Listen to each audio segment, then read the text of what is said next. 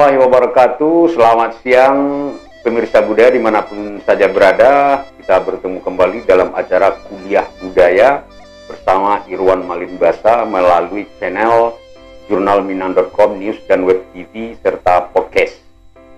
Pada edisi ketiga ini kita juga akan membahas bagaimana salah satu bentuk produk benda budaya yang pernah digunakan oleh nenek moyang kita pada zaman dahulu. Ini mungkin sudah jarang yang mengetahui ini pemirsa, karena saya merasa tidak banyak lagi generasi kita hari ini yang tahu. Tapi mungkin pernah mendengar atau pernah melihat tapi tidak tahu nama. Atau mungkin pemirsa sudah pernah menikmati hasil dari itu, yaitu saya yakin pemirsa sudah sering meminum atau mencoba kawa daun atau kopi kawa. Tapi tidak tahu nama seluruh benda-benda yang tersangkut atau berhubungan dengan kawa daun tersebut. Baiklah pemirsa budaya, apakah ini namanya?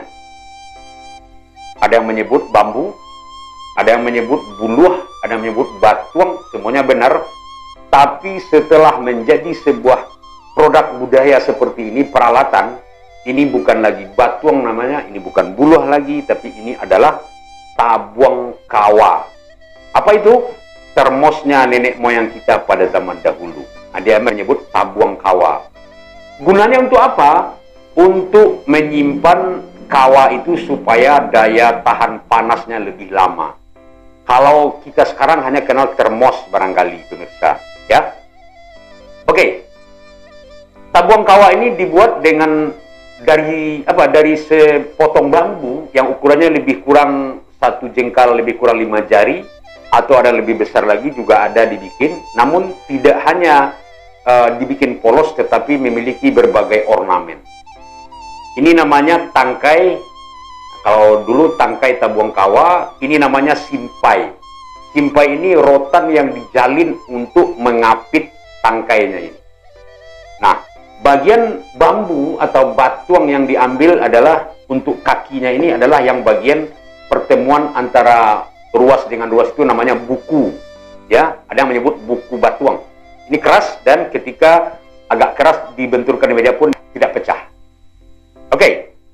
Bagian atasnya juga diberi hiasan ornamen yang lebih indah lagi. Ini tetap namanya simpai. Babu hua bak simpai. Nanti akan kita bahas apa ungkapannya. Tidak hanya itu pemirsa, bulu itu diraut halus-halus, semakin tua dan tebal itu semakin baik, lalu diraut halus-halus sehingga tidak melukai. Di atasnya itu diberi tutup berupa ijuak. Nah, ini gumpalan ijuak yang diambil dari batang enau, dijadikan penutup kawa. Ini namanya umbeh. Ya, bahasa Minang lamanya pemirsa ini umbeh tabuang kawa. Kita harus tahu, sebagai masyarakat Minang kita harus tahu ini. Nah, kira-kira isinya di dalam seperti ini, polos saja. Apabila kawa, daun itu, daun kopi yang sudah dimasak itu, sudah matang, sudah mendidih, dimasukkan ke dalam ini baik-baik. Ada yang dicampur dengan gula nau, ada yang dicampur dengan kayu manis atau kulit manis atau cassia vera. Nah, setelah masuk semuanya ke dalam, lalu ditutup.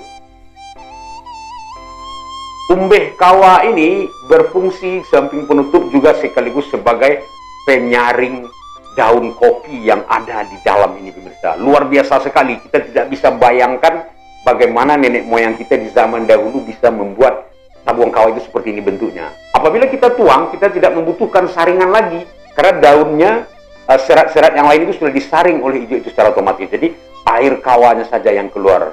Sungguh nikmat luar biasa. Nah, ini bisa membuat berjam-jam yang kawa yang panas itu baru dingin. Jadi lebih awet. Ya pokoknya termos tradisional. Artinya nenek moyang orang Minangkabau sudah memiliki termos tradisional ini. Nah, apa pepatah yang digunakan atau ungkapan yang pernah digunakan oleh orang Minang terkait dengan tabuang kawa ini? Pertama, kita ada menemukan kalimat ungkapan bijaksana, babu huare basimpai mati. Ada yang menyebut basimpai mati babu huare. Artinya seperti ini, diikat dengan kuat-kuat sekali, dia sehingga tidak bisa dibongkar ini pemirsa. Tidak ada baut atau mor seperti dunia modern. Artinya ini sering diungkapkan dengan janji-janji. barangkali para remaja sudah memiliki ikatan perjanjian mungkin untuk saling bersatu pada suatu saat, ya boleh kita sebut menikahlah, tidak terganggu lagi godaan kiri kanan dari siapa itu. Babuhua mati basimpayare. Nah, dari ini diambil ini pemirsa. Bukan hanya muncul dari langit atau dari dalam perut bumi. Begitu hebatnya orang kita. Orang nenek moyang kita dari zaman dahulu. Di bagian atas ini juga ada namanya simpai atau penghias kepala kawa itu yang lebih indah lagi. Bajalin. Nah, kata orang dahulu ada yang disebut bajalin. Bajalin ada, balapiah ada. Balapiah bak simpai kawa. Ada juga yang menyebut seperti itu. Artinya apa? Apabila seorang gadis di Minangkabau pada zaman dahulu, itu biasanya rambutnya panjang-panjang, lalu dijalin seindah mungkin balapiah tigo, itu laksana lapiah simpai kawa yang di bagian atas ini pemirsa. Nah, begitu juga ada pepatah yang mengatakan, kok ditabuak batuang sarueh, jua ayah dibawa pulang. Itu ungkapannya ada untuk kawa, ada untuk perian, ada untuk gantang.